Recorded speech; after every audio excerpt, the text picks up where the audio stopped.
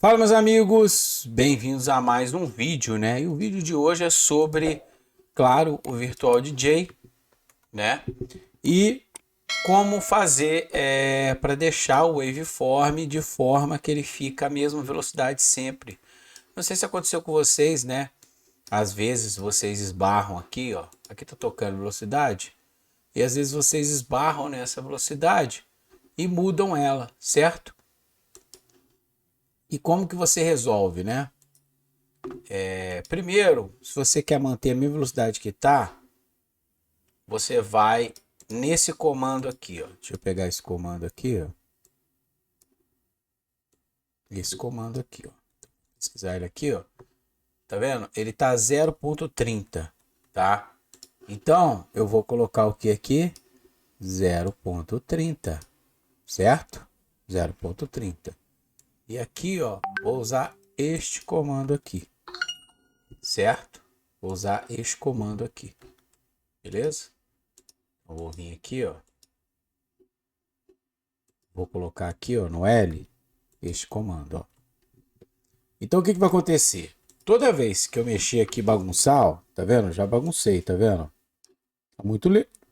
Ou quando tiver muito rápido, você esbarrar e tiver muito rápido, você aperta o L e pronto, voltou a mesma velocidade que estava antes, tá? Eu que tô mutando aqui meu celular porque o pessoal fica mandando mensagem o tempo todo, tá, galera? Então o que acontece?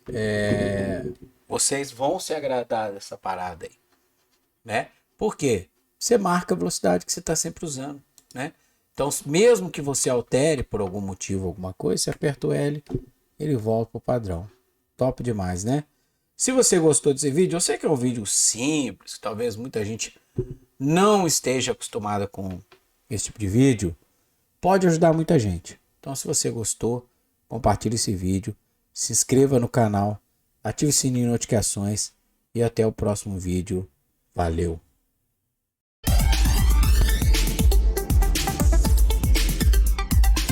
Fala galerinha, se você assistiu até aqui, curtiu, gostou, deixa o seu like, tá? Se inscreva no canal, ative o sininho para todas as notificações, entra no meu canal e acompanha todos os dias às 20 horas e 30 minutos vai ter um vídeo novo para você do meu canal. Lembrando, dá uma maratonada também nos vídeos, tem muita videoaula, muito conteúdo legal para vocês, eventos que eu já fiz, depoimentos de clientes, videoaula, tudo que você possa imaginar, dicas, tá? De equipamentos, de eventos, tudo para você conhecer um pouquinho da minha história. Flavinho DJ JF. Até o próximo vídeo.